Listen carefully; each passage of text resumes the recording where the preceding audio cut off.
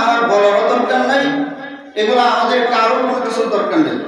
আমাদের দরকার দেশ, জাতি, স্বাধীনতা এবং ইসলাম। জাতীয় নির্বাচন আসতেছে, ত্রয়োদশ জাতীয় নির্বাচন। এই নির্বাচনে আমরা প্রত্যেকেই যার যার প্রার্থীকে, পছন্দের প্রার্থীকে ভোট দেব। এই ভোটাধিকার সম্পর্কে আমরা গত সপ্তাহে কিছু আলোচনা করেছি এই শিরোনামে। আজকের এই জুমাতে অল্প সময়ের মধ্যে আমরা কাকে ভোট দেব, আর ভোট দিব কি দিব না, ভোট দেওয়া এটা ইসলামের বিধান মতে কতটুকু তাৎপর্য রাখে, কতটুকু গুরুত্ব রাখে, এই সম্পর্কে আমরা কিছু আলোচনা করব অতি অল্প সময়ে, যেহেতু আমাদের সামনের সময় একেবারে কম এবং আল্লাহ তাআলা যদি আমাদেরকে হায়াত রাখে, জীবিত রাখে, তাহলে আগামী বৃহস্পতিবার আমরা আমাদের যে আমানত, আমাদের যে দায়িত্ব, এটা প্রয়োগ করবো ইনশাআল্লাহ। প্রত্যেকে বলি ইনশাআল্লাহ। আল্লাহ তাআলা আমাদেরকে সেই পর্যন্ত হায়াতে তৈবা নসিব করেন, আমাদের স্বাস্থ্যের মধ্যে আল্লাহ তাআলা সুস্থতা দান করেন। প্রত্যেকে বলি আমিন। সম্মানিত হাজিরিন, এই প্রসঙ্গেই সূরা আল হজ থেকে 41 নম্বর একটি আয়াতে কারিমা তেলাওয়াত করেছি। এই আয়াতে কারিমার মধ্যে আল্লাহ তাআলা আমরা যাকে নির্বাচন উপলক্ষে ভোট দিয়ে নির্বাচিত করব, ওই নির্বাচিত সরকার, নির্বাচিত ব্যক্তি দায়িত্ব পাওয়ার পর সে কি কি কাজ করবে তার একটা মূলনীতি আল্লাহ তাআলা আমার এই তেলাওয়াতকৃত আয়াতের মধ্যে উল্লেখ করেছেন। তার আগে আমরা বুঝবো যে ভোট তো দিব, ঠিক আছে, ভোট একটা পবিত্র আমানত, ভোট একটা সাক্ষী, যেটা গত সপ্তাহে আমরা মোটামুটি আলোচনা করেছি। তো সাক্ষী প্রথমত দুই ভাবে দেওয়া হয়। সাক্ষী দুই ভাবে প্রয়োগ করা যায়। একটা হলো মৌখিক সাক্ষী, মুখের সাক্ষী দেওয়া। আপনি আমি কি দেখছি, কি শুনছি, কতটুকু জানি, ওই নির্দিষ্ট বিষয়ে মুখে সাক্ষ্য প্রদান করা, এটা হলো মৌখিক সাক্ষী দেওয়া। সাক্ষীর আরেকটা স্তর হলো, আরেকটা পর্যায় হলো আঙ্গুল বা স্বাক্ষর দিয়ে সাক্ষী দেওয়া, যেটা কলমের খোঁচায় হতে পারে, অথবা আমরা ভোট প্রদানের সময় যে আঙ্গুলের মধ্যে ছাপ দিয়ে তারপরে টিপ সহি দেই, এটাও হলো ভোট দেওয়া, এটাও সাক্ষী দেওয়া। সুতরাং তাহলে প্রত্যেকটা কাজের ক্ষেত্রে আমি আপনি যে সাক্ষ্য প্রদান করব, এই সাক্ষী অতীব গুরুত্বপূর্ণ একটা বিষয়।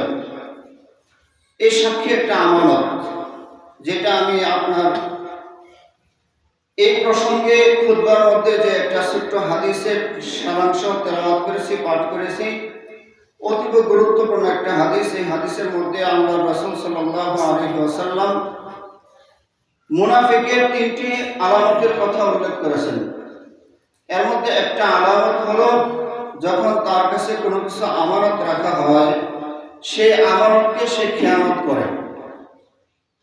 আমানত আম একটা জিনিস, আমানত যে কোনো বিষয় হতে পারে। কারো টাকা আমানত হতে পারে, কারো কোনো বস্তু আমানত হইতে পারে, আবার কথাও আমানত হইতে পারে। একজন আরেকজনকে বলল, ভাই এই কথাটা শুধুমাত্র তোমার কাছে আমি বললাম, বিশেষভাবে এই কথাটা তোমার কাছে আমানত রাখলাম, এটা অন্য কাউকে বলবে না। এই যে কথা যে বললো, তোমার কাছে আমানত রাখলাম, অন্য কাউকে বলবে না, এটাও আমানত। সুতরাং ওই ব্যক্তির অনুমতি ছাড়া অন্য কাউকে তার এই বিশেষ গোপন কথা বলা যাবে না। যদি বলে তাহলে আমানতের খেয়ানত হবে, আর যে আমানতের খেয়ানত করে সে মুমিন হইতে পারে না, সে মুনাফিক হয়।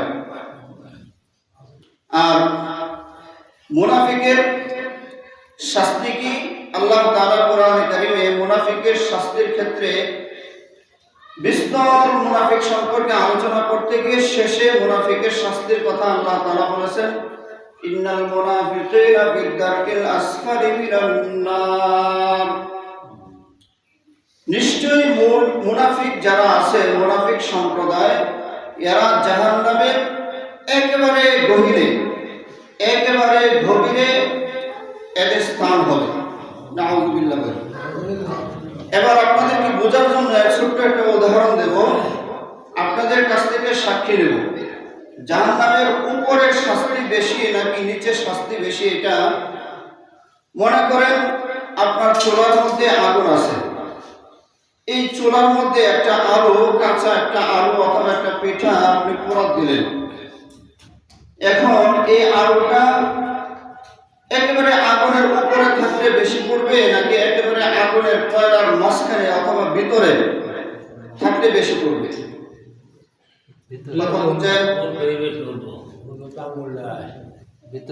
একেবারে যত আগুনের ভিতরে যাবে ওই আলু অথবা পিঠা তত বেশি পড়বে এবং তাড়াতাড়ি পড়বে। তাহলে মুনাফিকদের ক্ষেত্রে আল্লাহ তাআলা জাহান্নামের গভীরের কথা বললেন। এর মানে বোঝা যায় কাফেরের চাইতেও আরো ভয়ানক শাস্তির সম্মুখীন হবে মুনাফিক সম্প্রদায়। এবং মুনাফিকদের ক্ষেত্রে আল্লাহ তাআলা সূরা বাকারা এর শুরুতে কাফেরের আলোচনা করার পর মুনাফিকের আলোচনা শুরু করতে গিয়ে তাদেরকে যে শাস্তির কথা আল্লাহ তাআলা উল্লেখ করেছেন, সেই ক্ষেত্রে কাফেরের ক্ষেত্রে বলেছেন আযাবুন আযীমুন, কাফেরদের জন্য রয়েছে মহা শাস্তি, অনেক শাস্তি, আযীম মহা ব্যাপক শাস্তি। কিন্তু মুনাফিকদের ক্ষেত্রে আল্লাহ তাআলা বলেন আযাবুন আলীমুন, তাদের জন্য রয়েছে যন্ত্রণাময় শাস্তি। এবং মহাশাস্তি আর যন্ত্রণাময় শাস্তি এটা কাকে বলে? এটার মধ্যে পার্থক্য কি? এটার মধ্যে পার্থক্য হলো, মনে করেন একটা গাভীকে আপনি জবাই করে দিলাম, গলার মধ্যে যেভাবে জবাই করার পদ্ধতি আছে সেভাবে জবাই করলাম। তাহলে একটু পর তার যত রক্ত আছে রক্তটা বের হয়ে গেলেই সে নিস্তেজ হয়ে যাবে, তার প্রাণ চলে গেলে সে নিথর হয়ে যাবে, তার আর কোনো শাস্তি পরবর্তীতে কসাইরা যতই কোপাকুপি করুক, গোস্তকে যতই টুকরা টুকরা করুক, হাড্ডিকে যতই চূর্ণ বিচূর্ণ করুক না কেন, ওই গরুর জবাইকৃত গরুর আরো কোনো শাস্তি হবে? সে কি টের পাবে যে আমাকে টুকরা টুকরা করতেছে? এটা হলো মহা শাস্তি। আর মনে করেন গরুটাকে জবাই না করে তাকে জীবিত অবস্থায় তার শরীর থেকে যদি চামড়া খসানো হয়, টেনে টেনে ছিলা হয়, চামড়া ছিলার পরে যদি ওই তাজা গোশতের মধ্যে, তাজা মাংসের মধ্যে যদি আপনি মরিচের গুঁড়া, লবণ, আরো যত এই জাতীয় বস্তু আছে এগুলো যদি আপনি প্রলেপ দেন, লেপে দেন, তাহলে কি পরিমাণ শাস্তি হবে? ওই গরু যতক্ষণ পর্যন্ত মৃত্যু না হবে ততক্ষণ পর্যন্ত তার শাস্তি থাকবে, চলতেই থাকবে। এটা হলো আযাবুন আলীমুন, যন্ত্রণাময় শাস্তি। তো আল্লাহ তাআলা আমাদেরকে স্বাধীন করেছেন, আমাদেরকে সম্মান দিয়েছেন। এই স্বাধীন ব্যক্তিদের জন্য ভোটাধিকার প্রয়োগ করারও স্বাধীনতা আল্লাহ তাআলার পক্ষ থেকেই দিয়েছেন। এবং রাষ্ট্রের পক্ষ থেকেও প্রত্যেকটা প্রজাকে ভোট দেওয়া না দেওয়ার ক্ষমতা অর্পণ করা হয়েছে, এটা নাগরিক অধিকার। সুতরাং আমাদের সামনে যেহেতু জাতীয় নির্বাচন, তাহলে ভোট দেওয়া, সমর্থন করা, সমর্থন না করা, এটা হলো একটা আমার আপনার নৈতিক দায়িত্ব, আমার আপনার রাষ্ট্রীয় দায়িত্ব, মানবিক দায়িত্ব। এখন এই দায়িত্ব আমি কার কাছে দেব, কাকে সাপোর্ট করব, এটা আমার আপনার দেখার বিষয়। আমি কোনো দলকে ইন্ডিকেট করে, কোনো দলকে লক্ষ্য করে কোনো কথা বলছি না, এটা আমার দায়িত্ব। তাহলে ভোট দেওয়া না দেওয়া এটা হলো আমার আপনার প্রত্যেকের নৈতিক দায়িত্ব। কেউ কাউকে বলবে না অমুক মার্কে ভোট দেন, আমি বলছি না, বলবো না। তবে আপনি যাকে ভোট দেব ওই ব্যক্তির 4টা গুণের কথা আমার তেলাওয়াত আয়াতের মধ্যে বলেছেন, সংক্ষেপে আমি তর্জমা করে শেষ করে দেব। তবে তার আগে আমি যাকে ভোট দেব, আপনি যাকে ভোট দিবেন, ওই ব্যক্তি যদি সন্ত্রাস হয়, ওই ব্যক্তি যদি চাঁদাবাজ হয়, ওই ব্যক্তি যদি নাস্তিক হয়, ওই ব্যক্তি যদি ডাকাত হয়, ওই ব্যক্তি যদি চোর হয়, এক কথায় ওই ব্যক্তি যদি দেশ, জাতি, ধর্ম এর বিরুদ্ধে কাজ করে, তাহলে যত খারাপ কাজ করবে নির্বাচিত হওয়ার পর প্রত্যেকটা খারাপ কাজের গুনাহের একটা অংশ আমার আপনার আমলের মধ্যে পৌঁছবে। কারণ হাদিসের মধ্যে আল্লাহ রাসূল ইরশাদ করেছেন, মান তাশাব্বাহা বিকওমিন ফাহুয়া মিন, যে ব্যক্তি যার সাথে সাদৃশ্য রাখবে ওই ব্যক্তি তার সাথে হাসরে উত্থাপন হবে। অন্য হাদিসের মধ্যে আল্লাহ রাসূল ইরশাদ করেন, আল মারউ মাআ মান আহাব্বা, দুনিয়াতে যে যাকে মহব্বত করবে হাসরের মাঠে ওই ব্যক্তি তার সাথে থাকবে। তাহলে আমি যাকে ভোট দিলাম তাকে অবশ্যই তো মহব্বত করে ভোট দিছি নাকি? না যার সাথে আমার শত্রুতা আছে তাকে আমি ভোট দেব? যাকে আমি বেশি মহব্বত করি তার পক্ষে মিছিল করি, যাকে মহব্বত করি তার পক্ষে স্লোগান করি, যাকে মহব্বত করি দিন শেষে তাকে আমি ভোট দেব, ভোট দেই। সুতরাং আমার মহব্বতের ব্যক্তি যদি চোর বাটপার হয়, দেশ এবং জাতি এবং ইসলামের বিরোধী হয়, তাহলে নির্বাচিত হওয়ার পর থেকে যতটা কাজ করবে, যদি গুনাহের কাজে সে লিপ্ত হয় তাহলে তার একটা অংশ আমি পাবো। আর যদি সে নেকের কোনো কাজে লিপ্ত হয়, নির্বাচিত হওয়ার পর যদি ভালো কাজ করে, প্রত্যেকটা ভালো কাজ ছোট হোক বড় হোক, প্রত্যেকটা ভালো কাজ করার দ্বারা সে যে পরিমাণ সওয়াব পাবে আল্লাহ তাআলার কাছে সম পরিমাণ সওয়াব আমি আপনিও পাবো। কারণ সে নির্বাচিত হওয়ার পেছনে আমার আপনার ভোট আছে, সমর্থন আছে। তাহলে এই যে আমানত যাকে আমি দেব, এই আমানত বুঝে শুনে তারপরে দেব। এটা যার যার ব্যক্তিগত বিষয়, আপনি কাকে ভোট দেবেন এটা আমার দেখার বিষয় না। যেহেতু আমাকে আপনার দায়িত্ব দিয়েছেন ইমামতির, এখানে বসে প্রতি শুক্রবার কিছু না কিছু বলতে হয়, সুতরাং যখন যেটা প্রয়োজন সামনে আসবে ওইটাই আমাকে বলতে হবে। সবসময় মাটির নিচের ওয়াজ ঠিক আছে, তবে সময় বিশেষ মাটির উপরে ওয়াজও করতে হয়। তার সময় যেহেতু শেষ, আমার তেলাওয়াতকৃত আয়াতের মধ্যে আল্লাহ তাআলা যে নির্বাচিত হবেন, নির্বাচিত হওয়ার পর প্রধানত 4টা কাজের কথা আল্লাহ তাআলা তুলে ধরেছেন। আমরা যাকেই নির্বাচিত করব, নির্বাচিত হওয়ার পর ওই ব্যক্তি যদি 4টা কাজ করে, প্রতিশ্রুতি দেয় আমাদের কাছে, তাহলে ওই ব্যক্তিকে আমাদের ভোট দিতে হবে। ভোট দেওয়াটা বাধ্যতামূলক। যদি আর বিপরীতে একটা নাস্তিক, একটা মুরতাদ, একটা ইহুদি খ্রিস্টান তাকে দিয়ে দেই অর্থের লোভে, টাকার লোভে, একটা পদের লোভে, তাহলে অবশ্যই এই আমানতের খেয়ানত হবে। আর আমানতের খেয়ানত করলেই আমি আপনি মুনাফিক হব। নাউযুবিল্লাহি মিন যালিক। তো আল্লাহ তাআলা আমাদের রক্ষিত আয়াতের মধ্যে সূরা আল হজ্জের 41 নম্বর আয়াতের মধ্যে আল্লাহ তাআলা 4টা সিফাত বা 4টা বৈশিষ্ট্যের কথা আলোচনা করেছেন। 4টা বৈশিষ্ট্যের মধ্যে আল্লাহ তাআলা বলেন, আল্লাযীনা ইম্মাক্কানাহুম ফিল আরদ, ওই সমস্ত ব্যক্তি যাদেরকে আমি দুনিয়াতে ক্ষমতা দেই।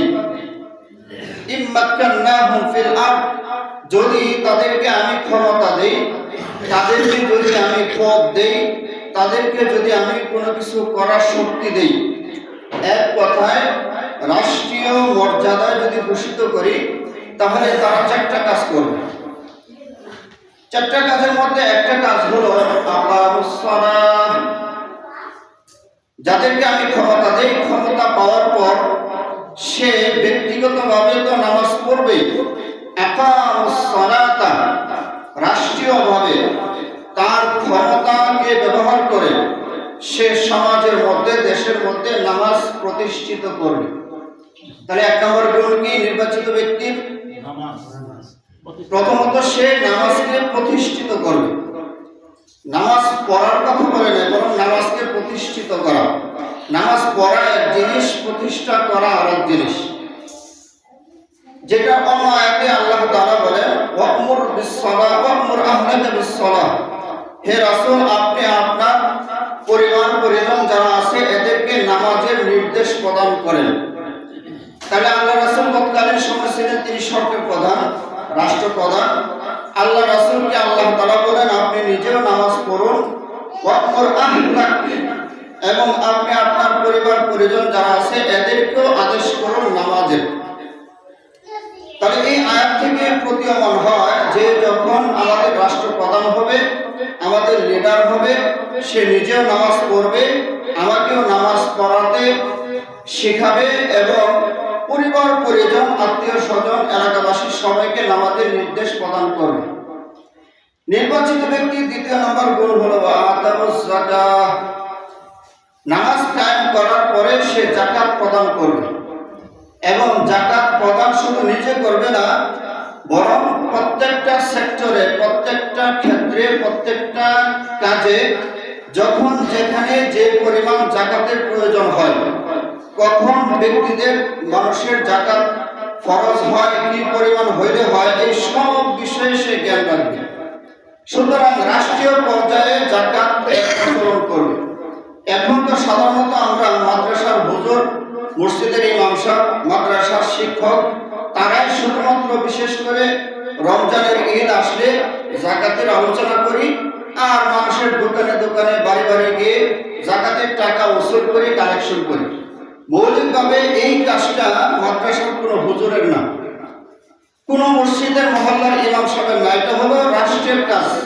যারা রাষ্ট্রকে পরিচালনা করে তাদের কাজ। রাষ্ট্রীয়ভাবে তারা যাকাতকে উসুল করবে। এই যাকাতের টাকা কখন, কোথায়, কিভাবে খরচ করতে হয়, ওই ইসলামের বিধান অনুযায়ী সে খরচ করবে। তাহলে 2 নম্বর সিফত হলো, 2 নম্বর বৈশিষ্ট্য হলো নির্বাচিত লিডার যিনি হবেন ওয়া আতাউজ যাকাত, যাকাত প্রদান করবে।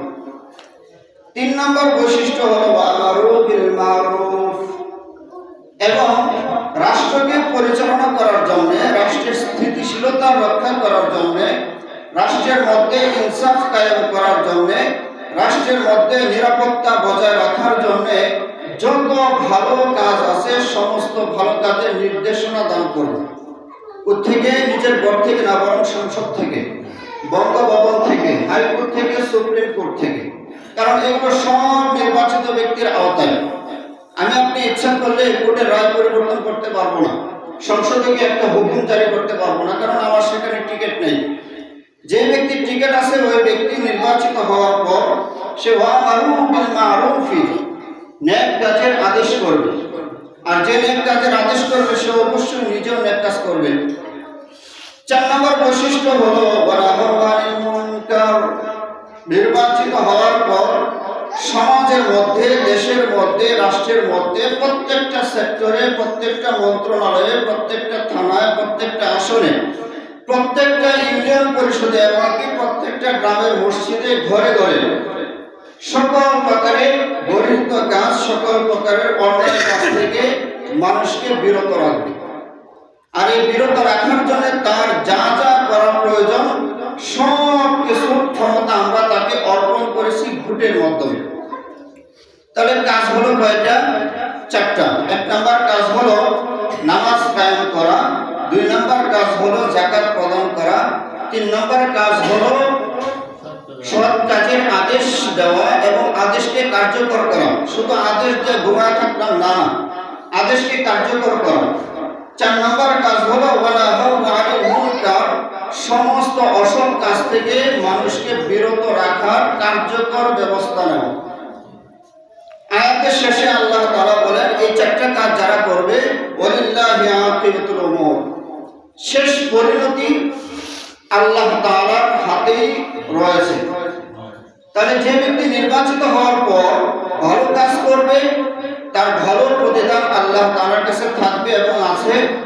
আর যে ব্যক্তি নির্বাচিত হওয়ার পর তার ক্ষমতার অপব্যবহার করে বিরোধী দল এবং আরো অন্যান্য যত তার বিদ্রোহী আছে বা যে কোনো ক্ষেত্রে সে যদি ক্ষমতার অপব্যবহার করে, আমানতের খেয়ানত করে, তাহলে তার অশুভ পরিণামও আল্লাহ তাআলার কাছে রয়েছে এবং থাকবে।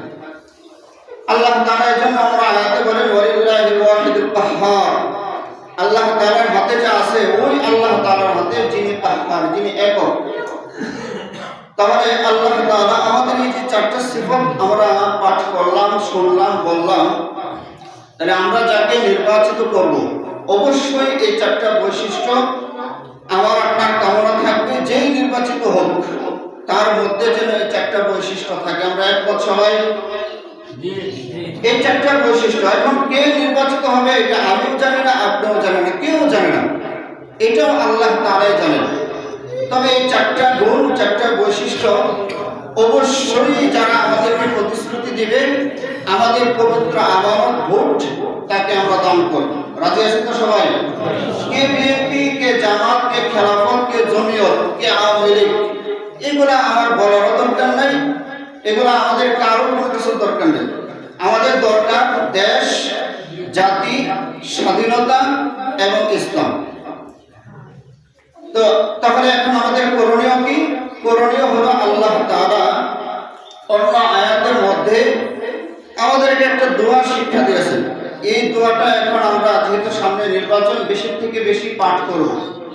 বিশেষ করে আমি অনেক নামাজের মধ্যে এই দোয়াটা পাঠ করে থাকি, এখানেও পাঠ করি, হয়তো অনেকে জানেন বা জানেন না। তাহলে আমাদের ছোট্ট একটা দোয়া আল্লাহ তাআলা আমাদেরকে শিক্ষা দিয়েছেন, এই দোয়াটা আমরা অবশ্যই বেশি থেকে বেশি করব। এই দোয়াটা হলো আল্লাহ তাআলা বলেন, ওই সমস্ত ব্যক্তি যারা আল্লাহ তাআলার কাছে এই দোয়া করে যে হে আমাদের রব, ওয়াজআল লানা মিন লাদুনকা ওয়ালিয়া, হে আমাদের রব, আপনি আমাদের জন্য আপনার পক্ষ থেকে একজন অভিভাবক নির্বাচন করে দেন। ওয়াজআল লানা, আমাদের জন্য আপনি নির্বাচন করেন, আমাদের জন্য আপনি লিখে দেন, আমাদের জন্য আপনি পাঠান মিন লাদুনকা, আপনার পক্ষ থেকে ওয়ালিয়ান, একজন ওলি, একজন অভিভাবক, এবং ওয়াজআল লানা মিন লাদুনকা সুলতানান নাসীরা, ওয়াজআল লানা মিন লাদুনকা নাসীরা, এবং আপনার পক্ষ থেকে একজন সাহায্যকারী আমাদেরকে পাঠান। প্রত্যেকে বলে আমিন। আল্লাহ তাআলা আমাদেরকে সে পর্যন্ত হায়াতে তৈয়বা নসিব করেন।